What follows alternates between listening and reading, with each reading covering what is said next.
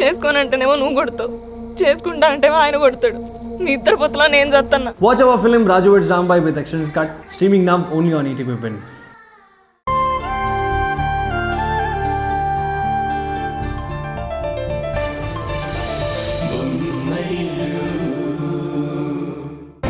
రేపు నాకు బిడ్డ పుట్టాక వాడిని మీ చేతుల్లో పెడితే వాడు మీ బిడ్డగా గుర్తింపు తెచ్చుకోవచ్చు. కానీ పుట్టే వరకు వాడికి గుర్తింపేంటి, నాకు గుర్తింపేంటి? పెళ్లి కాకుండా తల్లిని అయ్యాను అనే కదా నా గుర్తింపు. తండ్రి ఎవరో తెలియకుండా నా కడుపులో పుట్టాడనేగా వాడి గుర్తింపు. వద్దండి, నాకు నా బిడ్డకి అలాంటి గుర్తింపు వద్దు.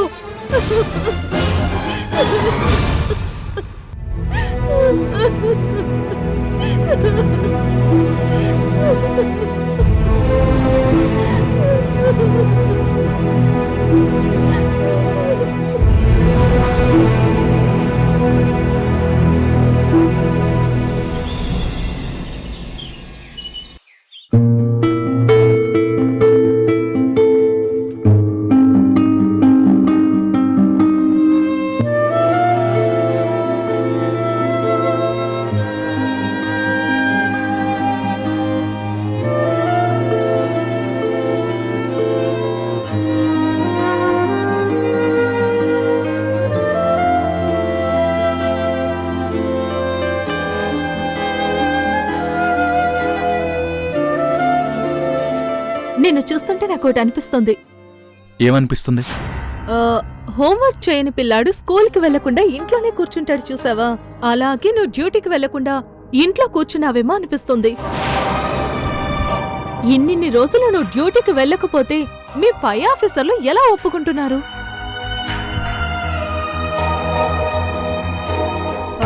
కొంపదీసి పోలీస్ ఉద్యోగం మానేసి వేరే ఉద్యోగ ప్రయత్నం ఏమన్నా చేస్తున్నావా?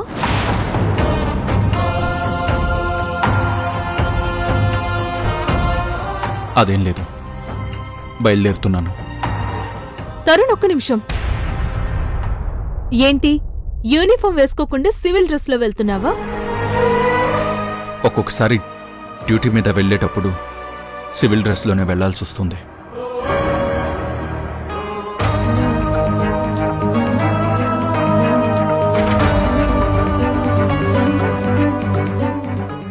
తరుణ్,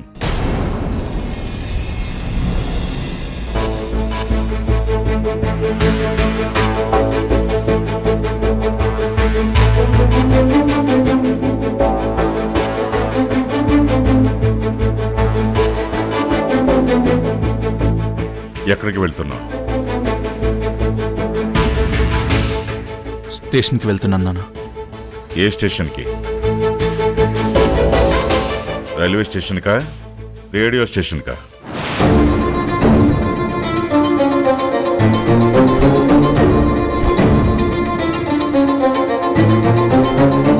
చెప్పు, ఏ స్టేషన్కి వెళ్తున్నావు?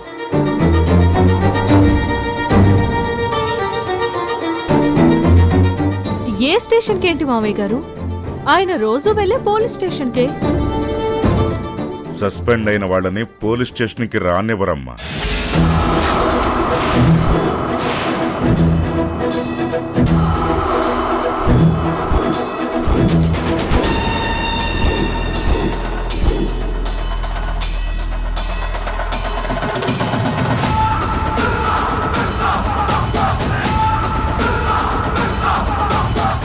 ఏంట్రా తరుణ్, నువ్వు సస్పెండ్ అయ్యావా?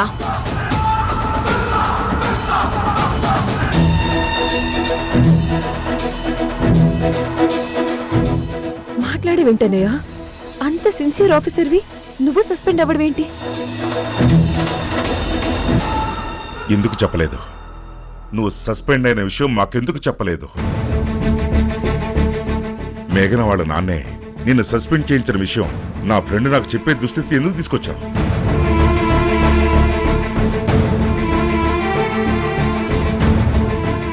నువ్వెందుకు చెప్పలేదు?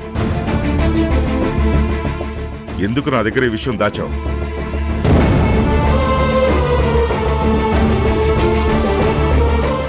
నువ్వు కూడా మీ అమ్మలాగా నా దగ్గర నిజం దాచడం మొదలుపెట్టావా?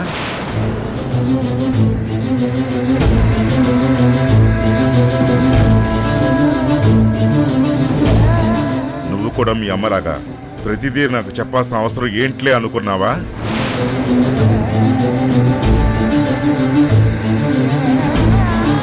నువ్వు కూడా మీ అమ్మలాగా నీ ఇష్టం వచ్చినట్టు నువ్వు ఉందాం అనుకున్నావా? నీ ఇష్టం వచ్చిన నిర్ణయాలు నువ్వు తీసుకుందాం అనుకున్నావా?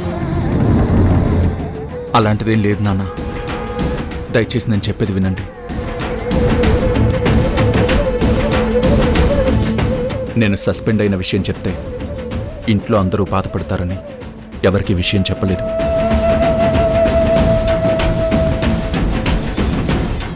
చివరికి కట్టుకున్న భార్య కూడా చెప్పలేదు. ఎవరికి చెప్పినా చేయగలిగిందేముంది హారిక?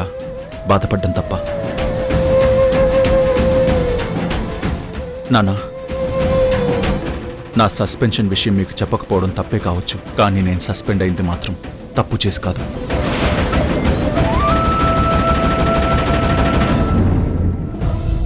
నా డ్యూటీలో నేను ఎటువంటి తప్పు చేయలేదు.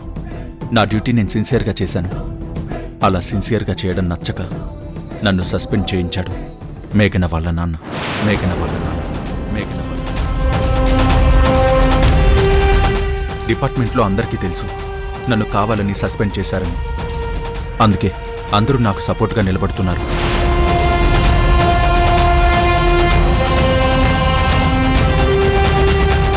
ఇవాళ కాకపోతే రేపైనా నేను మళ్ళీ డ్యూటీలో జాయిన్ అవుతాను.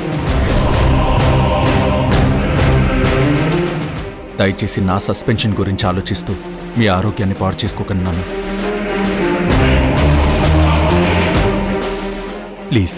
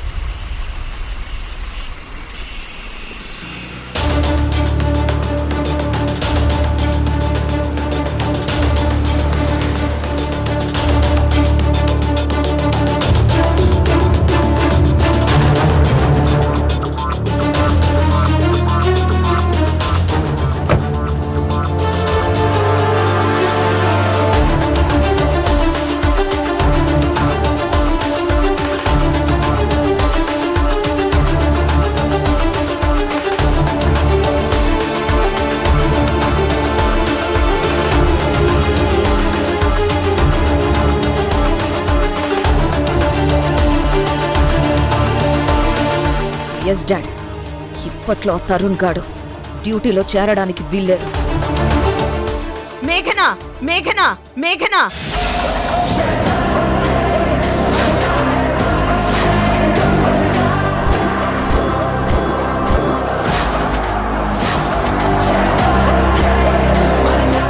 ప్రేమగా పిలిస్తే పలుకుతాను కదా, అరవాల్సిన అవసరం ఏముంది?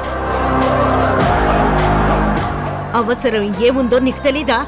నువ్వెన్ని అడ్డమైన పనులు చేశావో నీకు తెలీదా? బొమ్మరిల్లు లాంటి అందమైన ఇంటిని బుల్డోజర్తో పగలగొట్టినట్టుగా నువ్వు పగలగొట్టిన విషయం నీకు తెలీదా? ఇంటికి పెద్ద కోడలంటే అత్తగారి తర్వాత అత్తగారిలా పెద్దరికం తీసుకోవాలి, పెద్ద మనసుతో అందరినీ కలుపుకుపోవాలి. కానీ నువ్వేం చేశావు? ఒక్కొక్కరిని విడగొట్టుకుంటూ వచ్చావు.